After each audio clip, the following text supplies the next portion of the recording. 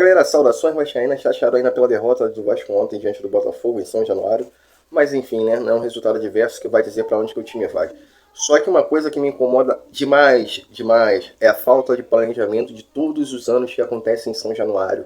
E essa falta de planejamento de todos os anos nos levam sempre aos mesmos resultados, ou lutar contra o rebaixamento, ou no máximo aí tentar uma Sul-Americana, e por um acidente de percurso, conseguir de repente chegar a uma final de uma Copa do Brasil como aconteceu no ano passado, que é uma coisa rara.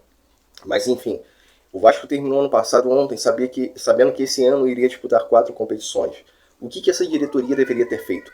Contratações pontuais, contratações assertivas, trazendo jogadores que realmente pudessem performar e elevar a qualidade desse elenco. O que não aconteceu, mais uma vez, não aconteceu. O Vasco prefere sempre fazer apostas, em vez de trazer jogadores com boa performance. É só olhar no Software Score aí, um desses sites aí, que tu vai ver se o jogador performou ou não, cara. O Vasco parece que contrata por vídeos. De novo, mais uma vez, contratou jogadores aí que é nível Lodge, nível Maxime, nível Jean David e tantos outros aí que o Vasco gosta de contratar. E o que acontece? O Vasco continua sem peça de reposição. O Vasco se desfez do Ryan, se desfez do Coutinho, se desfez do Vegete e não elevou, não melhorou a qualidade desse elenco. Aí tu olha pro banco assim, é obrigado ainda a continuar insistindo em Matheus França, que não performa. Marino, que, pô, cara, pra mim, sinceramente, não vai performar. Spinelli, que, cara, dá a entender que ele jogava no Independente Del Valle, com um time jogando em prol dele, coisa que não vai acontecer no Vasco. E aí, cara, tu não vê saídas, tu é obrigado a colocar 3 volantes no meio de campo. 3 volantes no meio de campo. Aí tu só tem o Gomes ali pelo lado esquerdo, tentando alguma coisa no ataque de habilidade, mas que não sabe chutar. Então o Vasco é um elenco totalmente desequilibrado, irmão. Mais um ano totalmente desequilibrado, tendo 3 competições aí pela frente.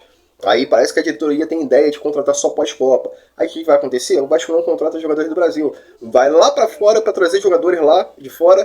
Aí os caras vão chegar no Vasco, tu não sabe se os caras vão performar de imediato ou se não vão performar. Tem jogadores aí que demoram a performar, como o Thiago Mendes. O Thiago Mendes chegou no meio do ano passado, né? Ao Vasco só foi performar no final do ano. Então o Vasco insiste nesses erros, cara. Aí trouxe o Brenner aí que, cara, difícil dizer se ele vai performar ou não, mas eu acho que talvez ele precise mais de tempo. Mas resumindo, das contratações que o Vasco fez para esse ano, só 2 estão performando. Um ou um e meio, né? O Saldívia, ok na zaga, mas não é um xerifão da zaga que vai resolver o problema da zaga, vai se impor, mas ok. E o Cuiabano, pela ponta ali, que faz ali a dupla ali com o Gomes.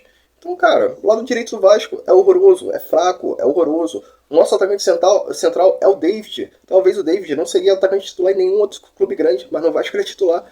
Então, cara, o Vasco de novo vai ter que priorizar uma competição mais uma vez, já há 10 anos sem títulos, porque não consegue fazer contratações assertivas e pontuais.